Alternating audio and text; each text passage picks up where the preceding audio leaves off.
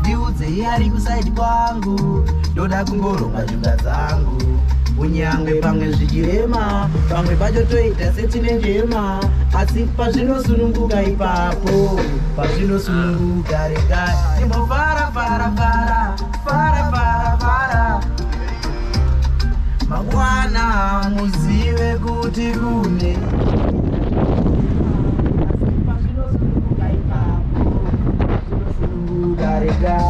para para para para para para Mangwana ndizive kuti kune saka para para para para yeah yeah yeah. Mangwana muzive kuti kune, Mangwana muzive kuti kune, Mangwana muzive kuti kune.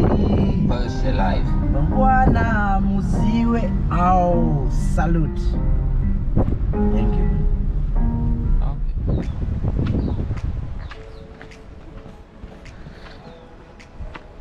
Hello, hello. Beach එක පැත්තට යනවා. බලමු නාන්න පුළුවන්ද කියලා. Wow, nice. මේකට තමයි අද හයික් එක තියෙන්නේ.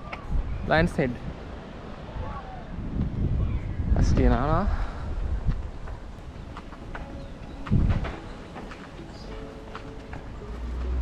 Tanne මේක තමයි beach එකට පාර.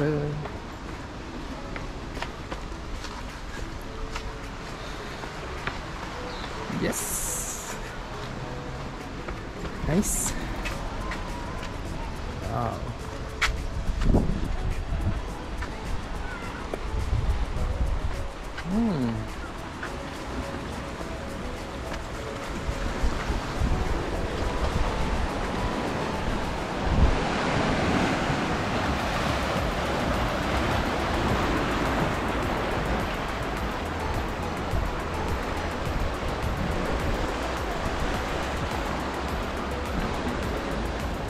Namun.